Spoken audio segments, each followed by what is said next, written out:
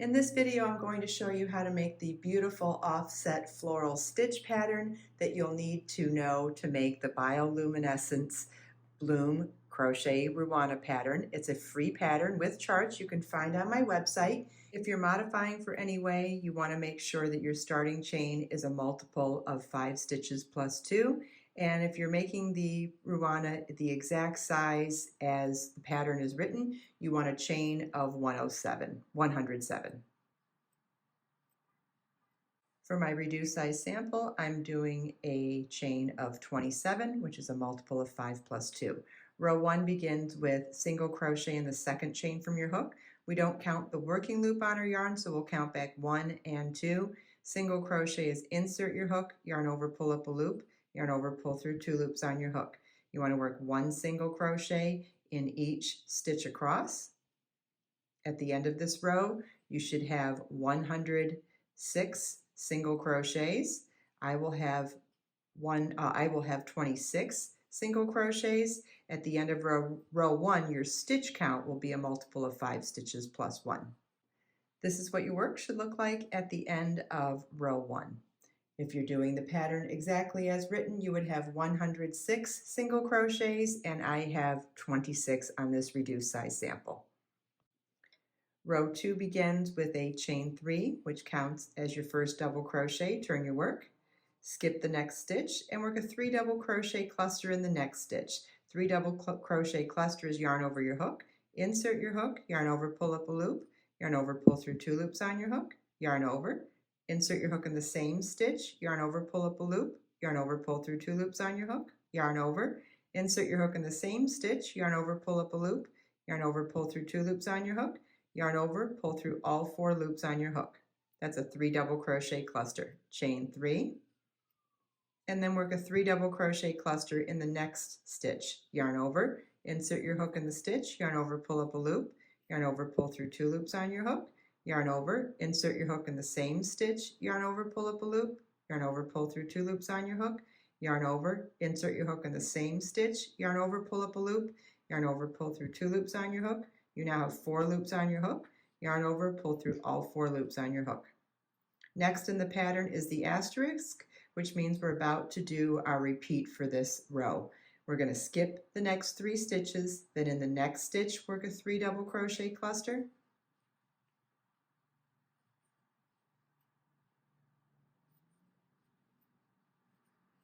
chain 3, and in the next stitch work a 3 double crochet cluster.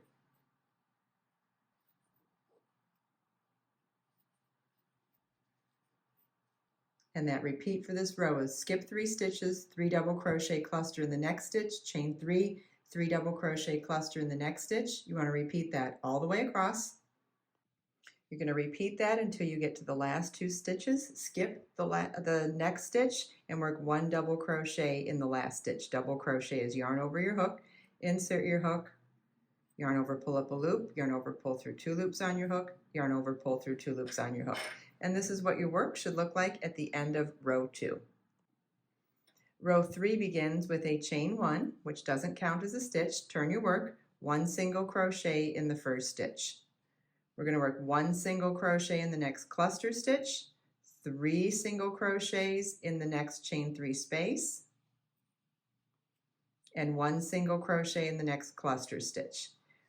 That's our repeat for this row. Single crochet in the next cluster stitch, 1 single crochet or 3 single crochets in the next chain 3 space, and 1 single crochet in the next cluster stitch. And you want to repeat that all the way across. And 1 single crochet in the last stitch. That was a chain 3 that counted as a double crochet, so you want to make sure you work that single crochet into the top chain of that beginning chain 3. And this is what your work should look like at the end of row 3. Row 4 begins with a chain 4, which counts as a double crochet chain 1. Turn your work. 3 double crochet cluster in the next stitch.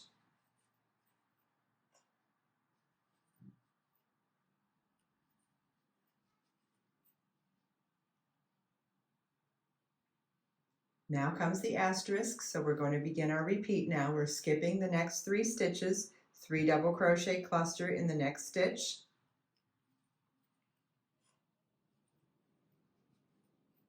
chain 3, and 3 double crochet, cluster in the next stitch. You want to repeat. Skip 3 stitches, 3 double crochet, cluster in the next stitch, chain 3, 3 double crochet, cluster in the next stitch. You want to repeat that all the way across until you get to the last 5 stitches.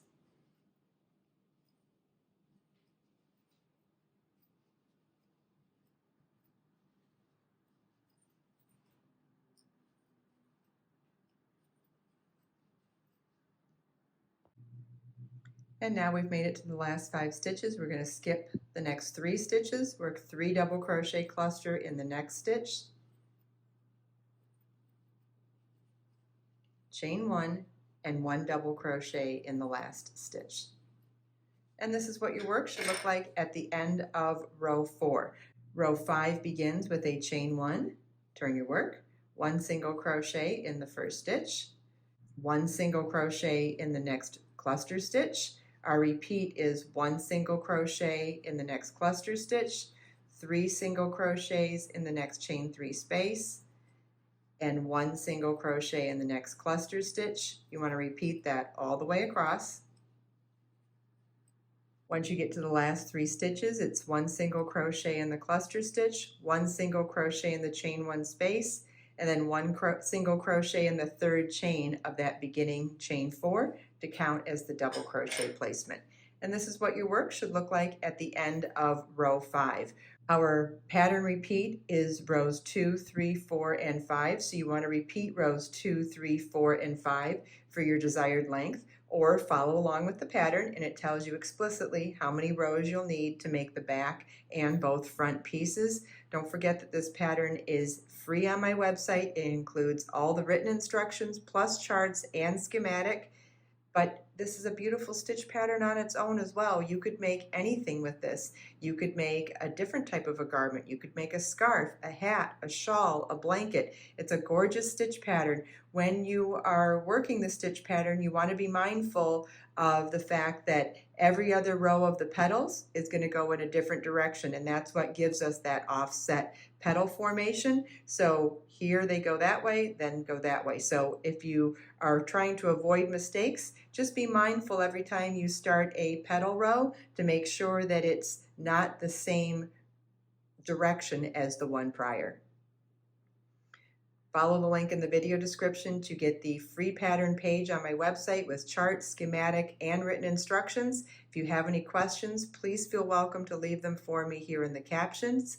And as always, let us make time to create, share, and inspire today and every day. I'll see you in the next video.